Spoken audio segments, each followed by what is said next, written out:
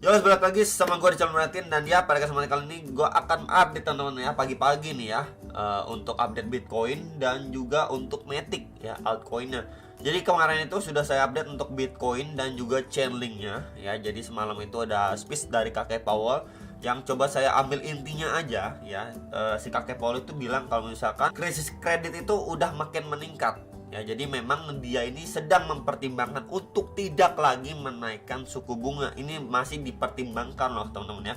Bukan berarti bakalan stop, tapi intinya mereka tetap akan menekan untuk data inflasi itu sampai di 2%. Yang menekan inflasi itu sampai 2%. Nah, jadi memang masih ngambang ya. Bisa dibilang masih ngambang. Cuman sudah adanya sinyal-sinyal positif untuk The Fed tidak menaikkan suku bunga lagi. Tapi balik lagi, ini masih dipertimbangkan loh teman-teman ya. Jadi belum mutlak dan ya bisa dibilang masih ngambang, masih abu-abu lah ya. Kalau misalkan belum tentu The Fed akan memberhentikan kenaikan suku bunga karena tingginya krisis kredit teman-teman ya. Jadi palingan itu yang bisa saya ambil gitu ya, inti dari speech kakek Powell tadi malam. Dan ya market itu lumayan volatile dan akhirnya ya kita bisa lihat ini secara dailynya masih sama untuk pembahasannya. Ketika dia drop signifikan, naik itu jauh lebih korektif, dan maka kita bisa liatin beberapa area krusialnya secara daily. Dan skenario dead cat bounce pattern itu masih possible terjadi, dan at least ya kita bisa lihat di sini. Ini waktu pergerakan di 17 dan 18 Mei malah ngebentuk yang namanya bearish engulfing ya. Kemudian next candle lagi ini belum mampu lah istilahnya ngangkat atau muncul bullish candle yang cukup pekat. Malah ya ini possible-nya untuk bisa lanjut turun ketika di sini kena reject ya. Kemudian dia drop, ngetes lagi di area warna kuning ini. Dan posisi sekarang ini masih possible untuk lanjut turun lagi nih. Bam, sampai $25.000 itu masih sangat possible. Dan untuk pembahasan saya yang lalu juga another perspektif, kalau misalkan dibandingin yang ini, ada juga perspektif ini. Ya, terbentuk yang namanya head and shoulder di sini untuk bagian neckline-nya, dan ya posisi ini adalah area neckline-nya. Jadi di sini dia udah terbreakdown, teman-teman. Ya, di sini udah terbreakdown.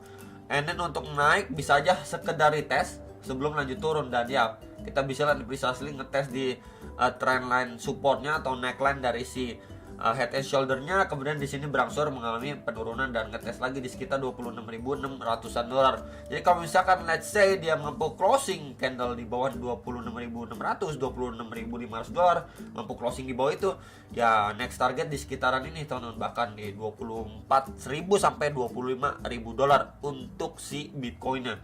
Ya, jadi ini pembahasan kemarin juga sudah saya bahas juga untuk teman-teman sekalian. Dan another view-nya juga ini kita bisa pergunakan juga ya, another view-nya. Di sini kita bisa pergunakan untuk terbentuk sebuah channel teman-teman. Ya di sini untuk bagian bawahnya ya, kemudian untuk bagian atasnya tinggal kita adjust saja, dan ya kurang lebih seperti ini nih tuh. Ya, channel teman-teman.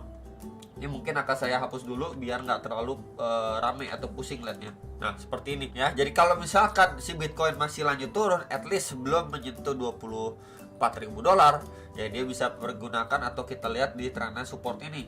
Ya bahkan dia dites bagian bawahnya di sekitar 25.700 dolar. Ini masih possible teman-teman. Lihat, kita bisa lihat belum adanya reaksi dari buyers yang lumayan signifikan.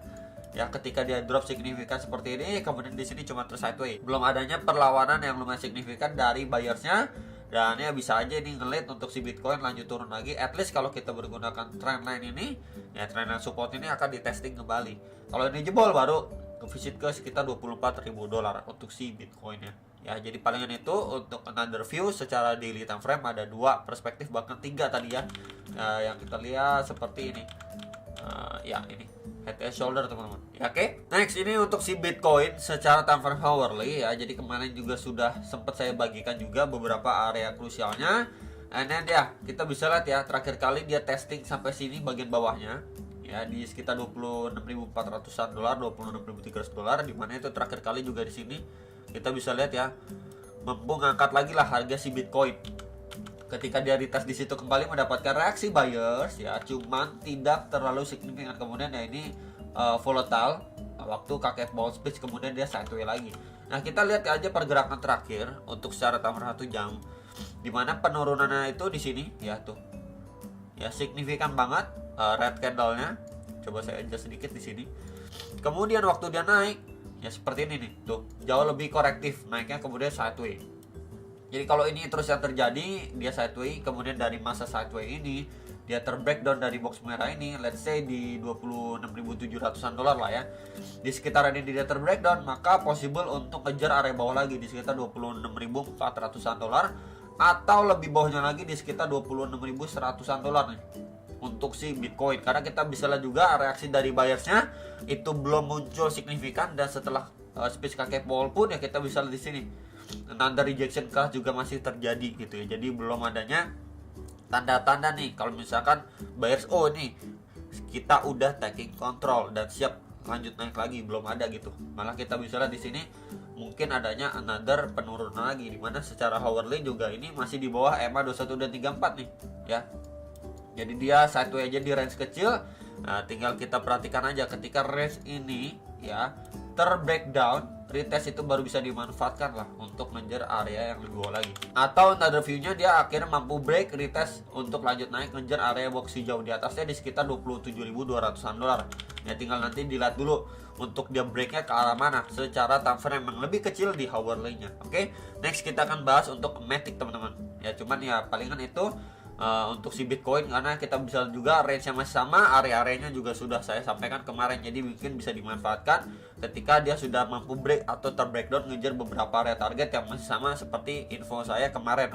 Oke guys, jadi ini kita akan bahas untuk Matic ya. Jadi clearly kita lihat untuk Matic ini downtrend teman-teman ya, jelas banget downtrendnya. Kita bisa lihat dari secara strukturnya aja. Sebentar nih, coba saya pakai di sini ya, di sini. Oke. Kemudian kita di sininya kita pindahkan ya, lower high, kemudian kita tarik lagi di sini, copy lagi teman-teman. Sebentar, nah di sini juga lower high lagi ya, kemudian kita di sini juga copy lagi, di sini lower high lagi ya. Dan ya kita bisa lihat clearly nih ya, downtrend teman-teman tuh, downtrend untuk lanjut turun lagi. Oke ya, ini kalau misalkan kita lihat secara garis besar untuk si Matic, jadi downtrendnya itu masih rapi banget. Oke, untuk si Matic. Nah posisinya memang setelah beberapa pergerakan yang lalu, ketika memang dia ini sudah break ya dari si falling patternnya, sayangnya memang breaknya itu tidak terlalu powerful, malah dia bermain di dalam sebuah range channel nih. Kalau saya boleh tambahkan lagi di sini, terus saya copy aja bagian bawahnya dari sini. Sebuah channel bisa dibilang, atau malah sebuah rising wedge teman-teman. Jadi kalau saya adjust sedikit ya di sini, jatuhnya ini malah ketika dia break malah ngebentuk lagi yang namanya rising wedge pattern di sini. Ya akhirnya dia kepentok di trendline resistannya, and then dia boom terbreak down ya, jebol juga area bawah ini, jebol nih, jebol. Kemudian dia berangsur melanjutkan penurunannya sampai posisi saat ini gitu ya. Dia create base di sini, drop lagi. Nah ini posisinya lagi memang tersideways, tapi yang perlu diperhatikan adalah ketika dia visit ke area ini ya, ini kan sebelumnya menjadi area support resistance juga nih pada pergerakan di Januari 2023. Kemudian support juga di Desember ya, dan lain sebagainya lah ya. Cuman yang perlu kita pantau untuk posisi saat ini untuk si Matic ini cukup krusial menurut saya pribadi ya. Dimana di sini bisa kita tambahkan juga untuk trendline support bagian bawahnya di sini. Oke. Kemudian juga untuk bagian atas ya tinggal kita copy aja nih. Nah, tuh teman-teman ya. Jadi di sini kita, ataupun saya bilang ini seperti fake out terhadap si channel ini, atau memang dia cuma retest aja nih ke area sini. Nah di area sini nih, sebentar nih. Nah tuh teman-teman ya, dimana yang terakhir kali ini mendapatkan reaksi seller signifikan lagi dari level tersebut, sempat di testing lagi, dan ya di sini another rejection lagi ya. Jadi palingan untuk si Matic saat ini dia bermain di dalam sebuah range channelnya, atau kita bisa bilang juga ini sebuah bear flag pattern ya. Di sini waktu dia turun, sebentar ya di sini. Oke, ini saya adjust dulu ya teman-teman, agak error mouse saya, sorry. Nah di sini dia turun, kemudian dia somehow bermain di dalam sebuah channel ya. Ini sebuah pattern untuk melanjutkan penurunan seharusnya kalau kita lihat dari pergerakannya ya. Ini bear flag pattern memang jauh lebih condong untuk dia lanjut turun lagi ya, untuk ngejar area bawah ya. At least dia bakalan testing dulu nih di swing low terakhir ada di sini di sekitar 0,817 sampai 0,828 dolar. Kalau dari area situ terbreakdown, maka baru kita lihat lagi nih untuk beberapa area bawahnya ya, seperti di kisaran sini gitu ya, di 0,77 0,78 dolar ya. Kemudian lebih bawahnya lagi di sini ya, kita lihat di area sini ini di sekitar 0,749 sampai 0,755 dolar gitu ya. Jadi bisa diperhatikan untuk beberapa next area target ketika memang dia sudah terbreakdown. Dan kalau misalkan pun dia masih lanjut naik ya kita bisa perhatikan untuk area ini teman-teman. Untuk area ini sebentar. Untuk area ini. Nah, di sini. Kalau misalkan pun dia masih lanjut naik lagi ya kita bisa perhatikan untuk di box merah ini ya, dan juga trendline resisten bagian atas. Nah, di sininya. Itu ya. Jadi yang nanya untuk area krusial si Matic udah saya sampaikan untuk support resistennya. Dan ya kalau misalkan dia adanya percepatan tren seperti apa, let's say seperti ini dari sini ya, dia masih mampu break retest untuk mengejar next target lagi nih di box hijau yang sebelumnya ini menjadi area support resisten juga nih di sekitar 0,9329 sampai 0,9522 dolar lah untuk si Matic. Cuman yang perlu di note dan diperhatikan adalah secara time frame 4 jamnya posisinya di sini memang masih dominan sellernya, ini drop signifikan ya. Sebentar, sorry. Sini kita lihat aja drop signifikan. Kemudian di sini naiknya itu jauh lebih korektif. Ya, kurang lebih gambarannya kan masih sama seperti Bitcoin. Kemudian kalau kita gunakan bantuan kaki Fibo juga dari swing high ke swing low-nya dia, dan ya, dia ini ketahan nih di Fibo atau retracement 0,6 sampai 0,5-nya.